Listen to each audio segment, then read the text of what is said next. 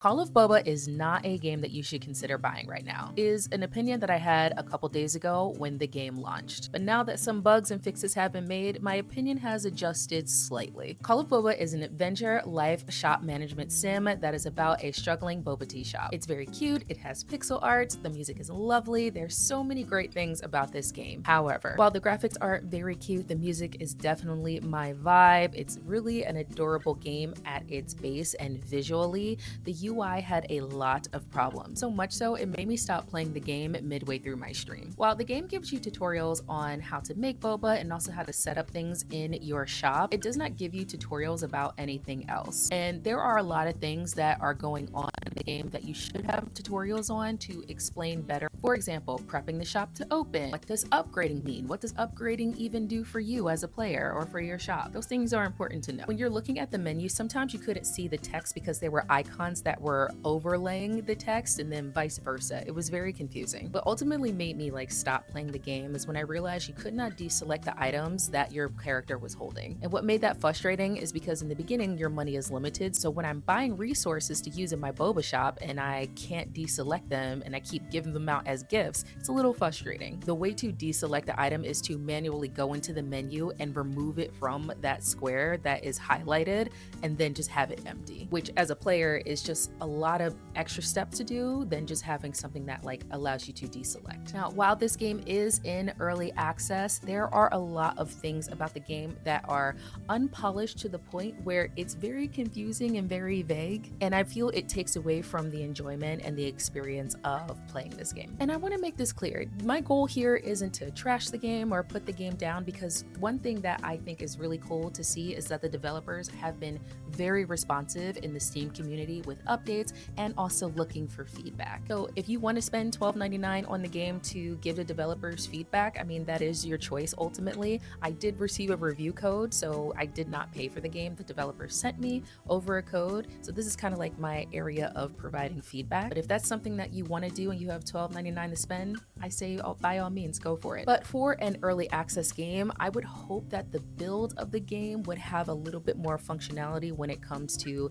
UI. For me, it doesn't matter if you're spending $1 or if you're spending $80. I would think at a minimum, again, you would have a more polished UI. It doesn't have to be perfect, but just something a little bit more polished and functional, if that makes sense. But like I mentioned before, the developers have been very responsive in the Steam community with feedback, asking for feedback, and also saying that they are listening to feedback and executing on the feedback that they're getting, that they're able to do within a reasonable time frame. So that is where us reviewers, content creators, and consumers step in to provide that feedback. But I want to focus a little bit on the content creator aspect of this. I think in the cozy community, there is a big focus on positivity and upliftment and things like that, and honestly I think that is one of the most shining parts of the cozy community and those who talk about cozy games. I would say on the content creator side, especially when you're developing your brand and your business, there is an aspect where forming relationships with companies and developers may be very important to you, and there is definitely a vibe out there that if you simply give your opinion, that damages a relationship. And this is what I'm going to say: if you sharing your opinion in a constructive way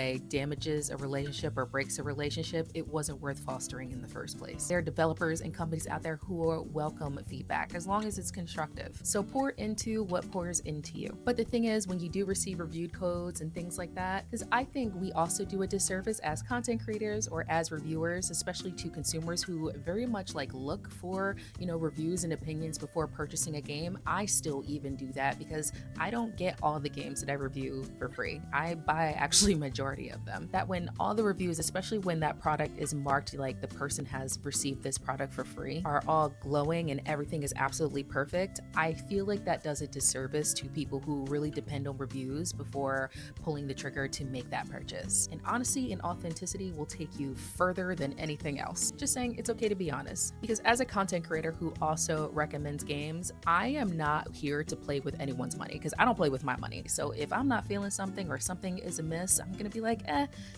maybe wait before pull the trigger, maybe get it on sale. Those are the type of aspects that I come from because I'm going to keep it real. So when it comes to giving reviews, the best way to present that to you is to be my authentic self and by being honest. And that's not to knock people who genuinely had a positive experience with Call of Boba, because that happens. Sometimes you have a positive experience with something that somebody else did not. I think Call of Boba has a decent skeleton, a decent baseline. Again, the pixel art is beautiful. I absolutely love the music. I love the theme of everything that is happening in the town. I just think there's a lot of things, especially when it comes to the UI, there's just a lot of things that need to be tweaked. But I absolutely love that the developers are being responsive to feedback and they understand that us as players and consumers were having a little bit of trouble with their game. The developers have already made a statement on their Steam page acknowledging that there are a lot of issues with the early access version of the game. And for the past couple of days, they have been doing a lot of reworks to make the game more functional, which I'm very happy to see. That is why feedback is important. If you're still interested in playing Call of Boba and trying it out, it is available today on Steam for $12.99, and it is also compatible on the Steam Deck. A little bit of a scene change here. I wanted to say to the Call of Boba devs, you have a wonderful game, a wonderful baseline. Congratulations on launching into early access, and I can't wait to see the final product. And thank you again so much for listening to the feedback from the community.